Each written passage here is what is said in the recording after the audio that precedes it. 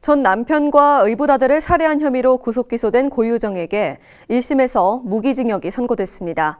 전 남편 살해 혐의가 인정된 결과인데 청주에서 벌어진 의붓아들 살해 혐의에 대해선 무죄 판결이 나왔습니다. 황정환 기자입니다. 제주지법은 살인과 사체 손괴, 사체 은닉 등의 혐의로 구속 기소된 고유정에게 무기징역을 선고했습니다. 고유정은 지난해 3월 청주 자택에서 당시 4살 의붓아들을 침대에서 질식사시킨 혐의와 지난해 5월 제주 한 펜션에서 전 남편을 흉기로 찔러 살해하고 시신을 훼손하고 버린 혐의로 재판에 넘겨졌습니다. 당초 고유정의 형량을 가를 쟁점은 크게 두 가지였습니다. 전 남편 사건은 살인의 계획성과 고의성 여부가, 의붓아들 사건의 경우 고유정이 실제로 범행을 저질렀다는 정황 증거를 재판부가 인정하느냐는 것. 이에 1심 재판부는 전 남편 살해 혐의만 유죄로 판단했습니다.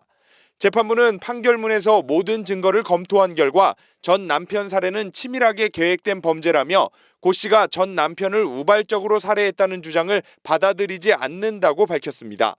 반면 청주에서 발생한 의붓아들 살해 사건에 대해선 증거가 불충분하다며 무죄로 판단했습니다. 고유정이 의붓아들을 살해했다는 직접 증거가 없다는 이유입니다. 재판부는 전 남편을 계획적으로 살해한 정황을 감안해 볼 때 범행 가능성이 남아있지만 검찰이 제시한 정황 증거로는 고 씨가 현 남편의 아들을 살해할 이유가 충분치 않다고 밝혔습니다. 여기에 고 씨 주장대로 현 남편이 자는 과정에서 다리에 눌려 아들이 사망했을 가능성도 배제할 수 없다고 판시했습니다.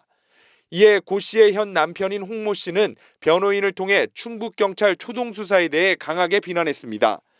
경찰이 수사 중반까지만 해도 홍 씨의 과실 가능성을 집중 수사하다가 수사 막바지에 고 씨를 지목하면서 증거를 확보할 수 있는 시간을 놓쳤다는 겁니다. 이렇게 너무 돌고 돌아서 결국엔 진실까지 밝히지 못한 이런 지금 사실이 너무 대탄스럽고요.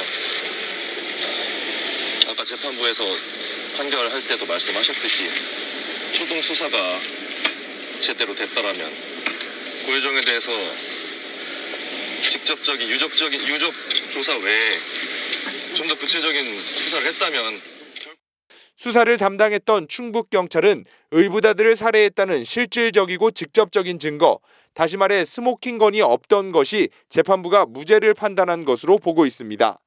지난해 세상을 경악해 했던 고유정, 1심 판결이 무기징역으로 나온 가운데 검찰과 고 씨 모두 판결에 불복하고 항소할 전망입니다. HCN 뉴스 황정환입니다.